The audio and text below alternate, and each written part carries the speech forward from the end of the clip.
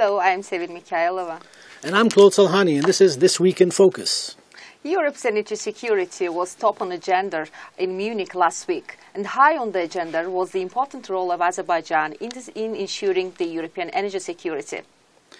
Two very important topics that we will discuss today, the question of Nagorno-Karabakh and, of course, Azerbaijan's growing role in providing energy security to Europe. While speaking about energy security, we shouldn't put aside the national security as they are interrelated. But while speaking about national security, we should speak about Nagorno-Karabakh conflict, which is, for over 2 decades, is very painful in the region and impedes regional development. It impedes the stability in the region, undermines security, and these issues should be taken all together to see from the global aspect. I think we will see in the months to come some movement, because if you read the Azerbaijani president's speech in Munich at the Security Conference, it was quite tight. I think he tied it in. You have to read between the lines really to understand what's going on, and I think he made reference to the fact that Europe's energy security was tied into Azerbaijan's national security, and when you tie the two together, to me, that means one thing. It means Nagorno-Karabakh. So to talk about these issues, we'll be joined to two distinguished politicians, Asim Mollazade, member of the Azerbaijani parliament, and Matthew Bryza, who is a former ambassador U.S. ambassador to Azerbaijan and former co-chair of the Minsk Group, the committee set up by the Organization for Security and Cooperation in Europe. It's a mouthful. To look into the Nagorno-Karabakh dispute. Matthew Bryza, let me start with you with the first question. The issue of Nagorno-Karabakh has been going on for 24 years, and it's dragging on, and we aren't seeing any real progress coming out of the Minsk Group or the OSCE or the UN or anybody. When you look at President Aliyev's speech in Munich last week, if you read between the lines, to me it strikes me as though he's tying the outcome of Nagorno-Karabakh to the energy security in Europe. Am I correct in looking at it this way? Yeah, President Aliyev is very understandably frustrated, right, by what he sees as a double standard when it comes to the extent to which the international community respects Azerbaijan's territorial integrity. And it's in my professional diplomatic experience, it was true that usually the principle of territorial integrity is the most operative concept when it comes to a conflict involving differing nations or ethnicities like Nagorno-Karabakh. Mm-hmm. But that, of course, the principle of self-determination of peoples needs to be taken into account. And I think what really frustrates President Aliyev is that primacy of international legal practice, that territorial not being heard in the case of Nagorno-Karabakh for a number of reasons which we can go into. Well, when I look at the conflict, and I'm not as much an expert in this issue as you are, I come away with a lot of questions. Why is Armenia playing hardball? Why are they dragging their feet? Their economy is down the drain. They've got no friends left except for Russia, and Russia has very vested interests. Why are they doing this? I wouldn't guess. I've always thought there were a couple of reasons why that's the case. Number one is that as a result of the war, Armenia occupies the high ground. I mean, in a geographical sense, right? And knows that its defensive positions are strong, and that it is very difficult militarily to push them out of those positions. So therefore, they mistakenly often calculate that time is on their side. And I've always believed time's on no one's side. You know, every day that passes is one more day, as you said, where Armenia's economy is slipping behind Azerbaijan's. Azerbaijan is more militarily stronger. Right. But for Azerbaijan, of course, every day that passes is another day without restoring its territorial integrity. But that's the first reason, the high ground. The second reason, this is interpretive or speculative, I think is the role Russia is playing. it's clear that Russia is not in a mood now to resolve regional conflicts. In fact, has created a new frozen conflict in Ukraine. Yep. And Russia, as we know, has a major military base in Armenia.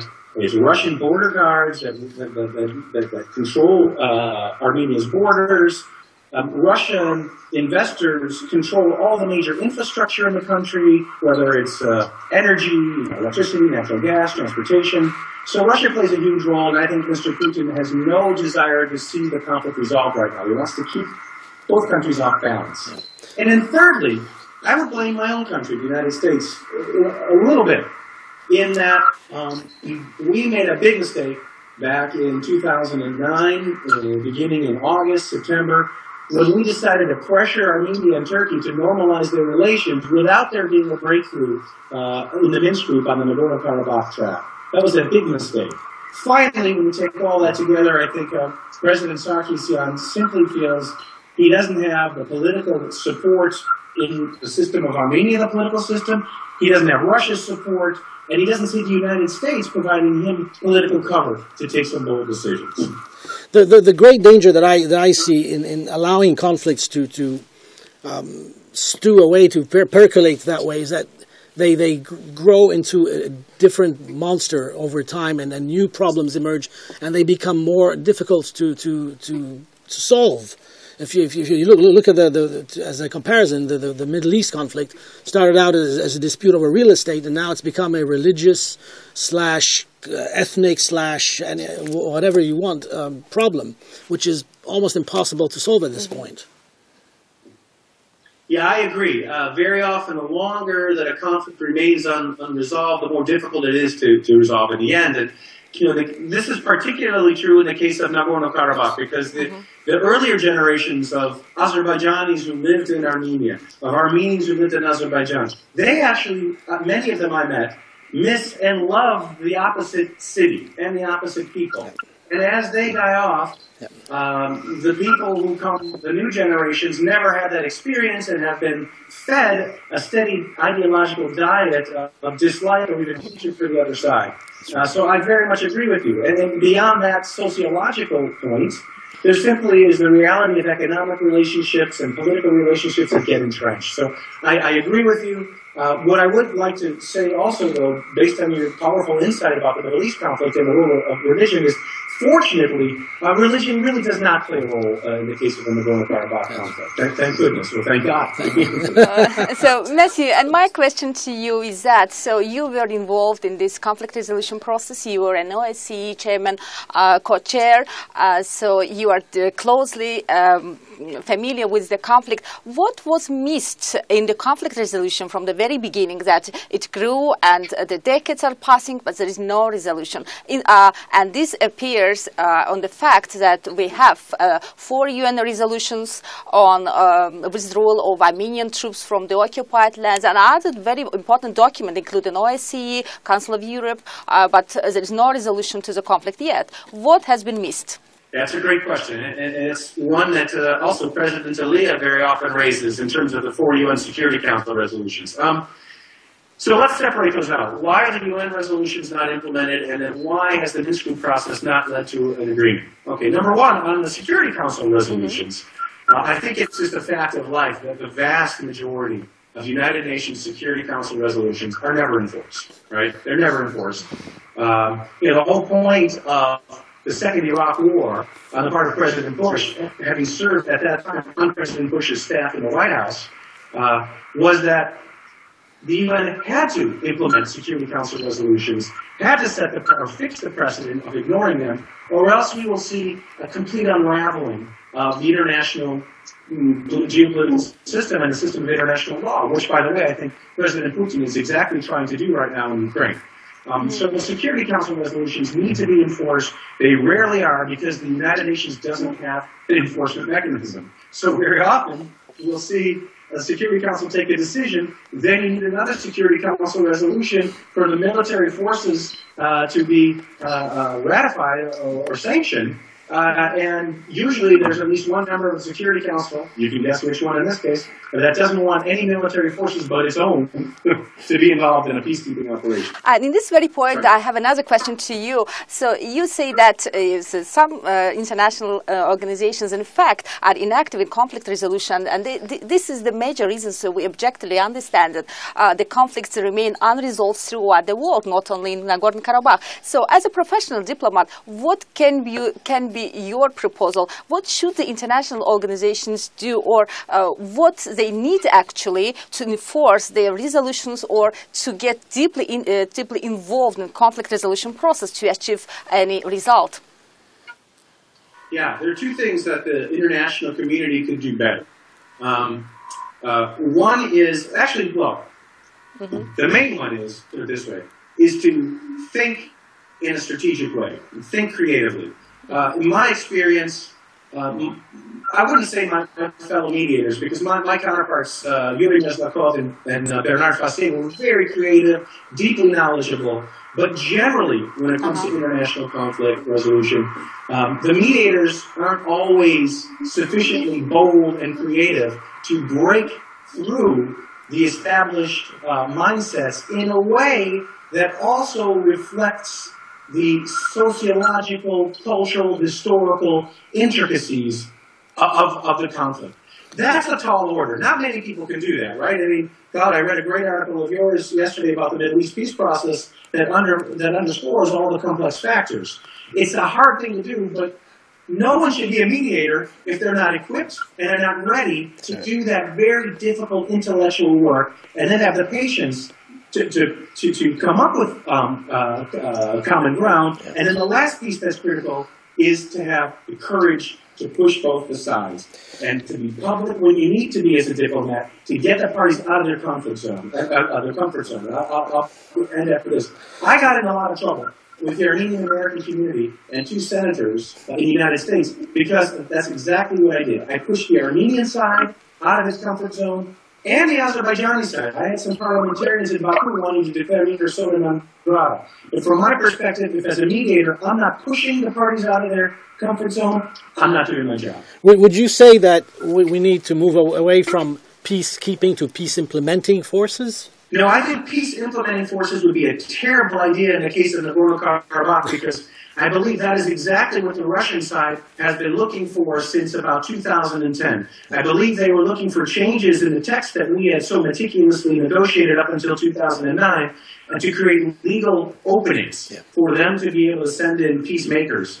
And I think if that were to happen in Karabakh, we would have the same situation that we had in South Ossetia and Abkhazia, and we know where that led to another round of warfare. Yeah. And, Matthew, we also know that the security issues have become very topical over the past period, and there is also a saying that Azerbaijan is becoming more and more strategically important partner for Europe as it is increasing its role as a provider and insurer of European energy security. And in this sense, how do you think, do you see any importance, necessity, or how to enforce the necessity to put or to bring stability in Azerbaijan, in the region? Yeah, I agree that Azerbaijan is, number one, of significant strategic importance for Europe and for the United States. And number two, that the West underappreciates that and chooses to highlight Azerbaijan as an easy example of a country it can kick around on democracy and human rights in a way it doesn't do to some other countries like, let's say, Saudi Arabia or Russia. And number three, I would argue Azerbaijan's strategic importance goes way beyond what we normally talk about. Forget about energy. Forget about transit to Afghanistan. Take that off the table.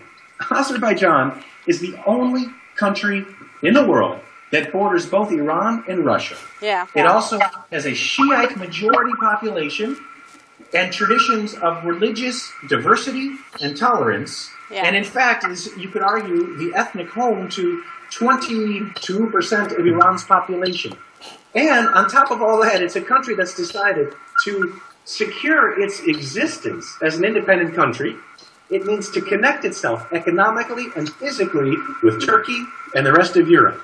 that is an amazing friend for the West to have. And I think we ought to think more strategically about it. I think Azerbaijan, however, could help its own case if it changed its own narrative. And if Azerbaijan could be a little bit more self-confident. It's easy for me to say as an American, but Azerbaijan has a great story to tell. Its success is amazing over the course of these last 20 years. But instead, what we often hear is a sense of victimization, of why are we not respected? Why do people just treat us as an oil state or an authoritarian state? Rather than complaining, show the world that Azerbaijan is what it is, which is not either of those stereotypes. Excellent points. Can we talk a little bit briefly about energy security? Sure. And Azerbaijan's role, I take it. Yes, absolutely. Yeah. So we've gone through, in the United States at least, two big waves of strategic engagement with Azerbaijan, Georgia, and Turkey on energy security. Now, the first wave I was intimately involved with from the very beginning in the late 1990s. Essentially, it was to secure a multiplicity of oil export pipelines from the Caspian Sea, plus one natural gas pipeline. Though the oil companies at the time were furious with us for sticking our nose in their commercial business, they're now generally extremely grateful because those efforts together, companies and countries, were a great success, not only strategically, but commercially. Now we're in the second wave, which is focusing on natural gas. And the 16 BCM that Shah Deniz Phase 2 will send westward is of strategic significance. If it weren't, you wouldn't see Russia now rushing to build the Turkish Stream pipeline and to put a natural gas trading hub on the Turkey-Greek border. That initiative, which is ridiculous from a commercial perspective, is a purely political effort to block Azerbaijani gas from getting to Europe or to control its flow. So if it wasn't important, if the Azerbaijani gas wasn't important, we wouldn't see this initiative from Russia. Of course, the 16 BCM, which is 6 to Turkey and 10 to Europe, that's only a small percentage of all the gas that Europe receives. But the key point is this new southern corridor is a highway that will expand significantly and will have a big impact on helping Europe achieve Europe's own strategic objective of a diversity of supply of natural gas, which will allow free market trading of natural gas to take place at hubs. And that is what ultimately will eliminate all monopoly power in Europe and create a normal natural gas market in which energy can't be used as a geopolitical weapon. Azerbaijan is an important partner in that effort. Mr. Mollazade, I'm going to thank you for joining us on this Week in Focus. I'm going to ask you the same question that I asked Ambassador Bryza. I've read the speech by President Aliyev that he delivered in Munich last week, and if I read between the lines, I come away with the view that he is tying the energy security of Europe to national security in Azerbaijan. When you say national security in Azerbaijan, it obviously means Nagorno-Karabakh. How do you see that? It's a serious threat to peace and stability, not only for Azerbaijan, but generally for the region. Yes. Major point, why this type of aggression happened, if you look and compare conflicts on territory of former Soviet Union, behind the scenes, the same army, same scenario, same military technology. And I think that now international community could not respond to events on Ukraine because we had legal nihilism on issue of Karabakh. There is a double standard. No any sanctions against aggressors. No implementation of resolution of UN Security Council. And I think that in this situation, when we have a double standards and legal nihilism, it's creating a new type of conflict, which we had in Georgia, in Moldova, in Crimea, and now in eastern Ukraine.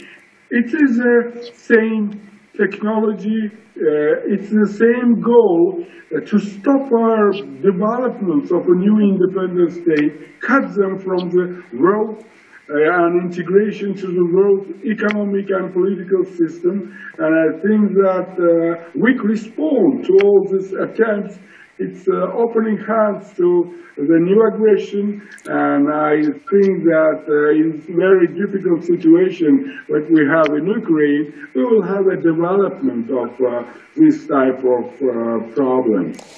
Sir, you mentioned UN resolutions, which are fine, but how do you implement them? Because the UN is not equipped to implement. They can pass resolutions, as we know, but they have no mechanism for implementing those resolutions. How would you suggest those resolutions be implemented?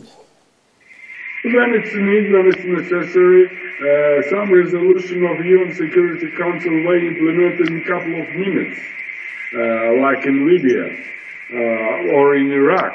But on the issue of Karabakh, strong Armenian community and diaspora in the United States, in France, and many European countries created a problem and created a double standard. I think that we have to think, first of all, about we don't need a presence of foreign military forces in our territory, but we need a strong political and economic sanctions against aggressors. And I think that in this situation, a system will start to work, and we will understand that there is a justice existing in the world. Now, wouldn't you have Russia that would intervene with a veto, for example? I think that sanctions against Russia on the issue of Ukraine is correct. We appreciate that, but standard why we have not sanctions against Armenia. Also, I think that there is a serious split on Euro-Atlantic and transatlantic cooperation, and I think that for many months these sanctions were weak and were only symbolic. That why we had not a result. And still now, there are a lot of different opinions in the Euro-Atlantic system, which I think is a serious obstacle for settlement of events in Ukraine. Do you think that sanctions actually work? Do you think they can achieve what is meant to be achieved? I think that if there is a serious and sincere sanctions, it will give a result. If we have a split in transatlantic cooperation, when only United States is supporting sanctions, but some European allies not, of course there is no result of weak sanctions. So, Mr. Mollazade, you were speaking about weak response to conflicts. So, what can be a strong response to conflict resolutions, and how do you think what response would be the better option to solve the conflicts? If you mean conflict in Karabakh, we think that first of all, we have to talk about the political condemnation and politically pressing aggressor to peace.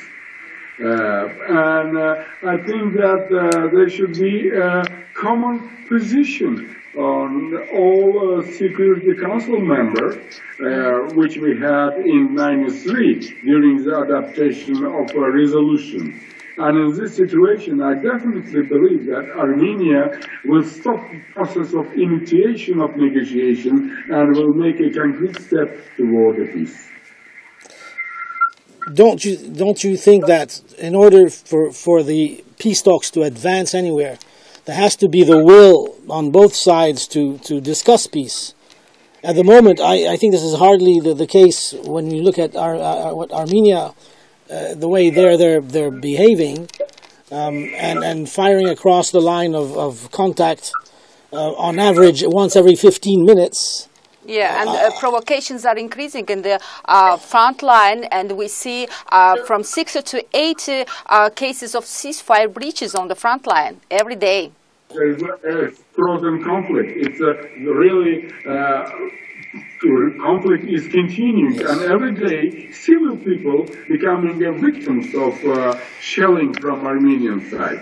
That's not only provocation. It's just keeping conflict on track and showing to the world that Armenia is strong and will continue its aggression. And I think that absence and lack of response from international community to Armenian actions, making them bold and more aggressive. And what will be your appeal to the international communities and what they should do in this case when Armenia continues its provocations? There is no result. The international resolutions, international organizations' resolutions, and in fact remain unimplemented, and the conflict is continuing and every day leaving many and many victims. I don't expect that the current American administration will join any sanctions against Armenia. Just an example, look to the fate of Bryza, one of the most brilliant American diplomats. He lost his job only for one reason. He had a Turkish wife, an Armenian community, Armenian lobbying and U.S. Senate could push such a professional American diplomat from his position. I think that's a great example that Azerbaijan is a strategic partner of the United States, but against Azerbaijan we have 9 or 7 resolutions. Similar situation we have in France and many other European countries. And I think that this situation making and creating a double standard. Why it is so difficult to solve the Nagorno-Karabakh? This is the final question. Because Armenia lost its independence. Armenia is not an independent state. It's now military base and force.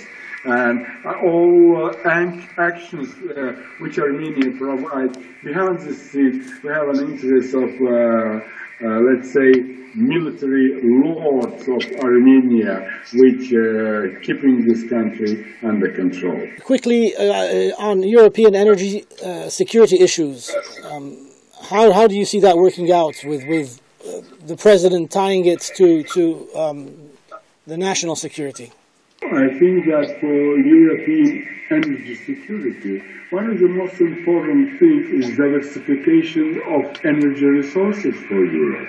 And in this region, I definitely believe that Caspian region is the alternative energy chance for Europe. That not only Shah Deniz, which Azerbaijan soon will start to work, and Azerbaijan invested to different type of pipeline system which existing, and Azerbaijan is enlarging that. Very important for Europe to have an access to eastern shore of Caspian and have an access to great resources which existing in Turkmenistan and Kazakhstan. Azerbaijan can help to European Union country with its energy supply, not only Azerbaijani gas, but also gas from Turkmenistan. But I believe that Europe should work on this issue, and Europe and the United States should support the idea of Trans-Caspian pipeline. It will create more guarantees and will break monopoly of one country for gas energy in Europe. So we are speaking about broader partnership and broader cooperation between Azerbaijan and Europe, and we are underlining Azerbaijan's important role in European security, energy security. So, and what can Europe do for Azerbaijan as a partner? First of all, Europe should create its own common energy policy. What we have now, there is an energy guarantee for big European countries like Germany and France, and many European countries, first of all, countries of Southeastern Europe, Central Europe, suffering a serious problem. In this situation, common policy in European Parliament and political support from all European structure for alternative gas supply will create an opportunity not only for Azerbaijan but for other participants of a project which Azerbaijan now completed in Turkey. I mean, it's a Trans-Anatolian pipeline system, it's a Trans-Adriatic pipeline system, and with the building of Trans-Caspian pipeline system, which should belong to European country and to European Union, it will give a more guarantee of Trans-Caspian pipeline security. That's why we think that there should be providing a common European energy policy. First of all, for diversification of European energy and guarantees that Europe never will have some monopolies for gas and energy. I think this is quite an interesting debate that we had today, and it gives us a greater look at the region and the problems that are really there. I don't think they're much deeper than one might imagine.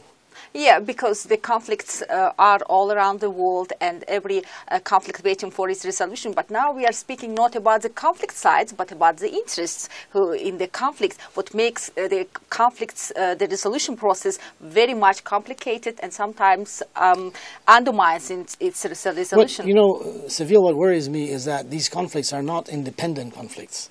They are directed from a more powerful source, whether it's one side or the other. I don't think there are any independent conflicts. And that's what makes it more dangerous, because you've got basically the Cold War recreated. Yeah, exactly. Why not to restore the diplomacy between the conflict sides? I think we had an opportunity years ago when the Berlin Wall came down, when the demise of the Soviet Union happened. I think the West blew the chance, blew the opportunity, and Washington is partially, in large part, to blame for having missed the opportunity to open up to Russia. And things are very, very different now, and not on a very positive track.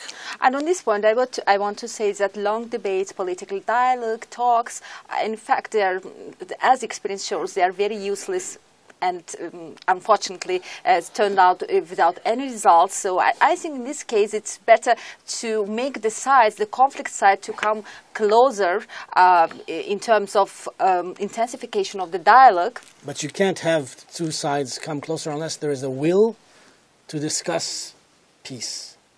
If there is no will, there's no way. Exactly, as we see in the example of Armenia, who is, as you mentioned before, who is unwilling to come to table of talks, and even when they come to a table of talks, every time it is accompanied by provocation in the front line, which says that there will be no peace, unfortunately. At least not in the immediate future, not right away. I think eventually they'll have to wake up to the reality that there has to be peace, because the alternative is unthinkable. But until then, here's wishing you a better tomorrow. Goodbye.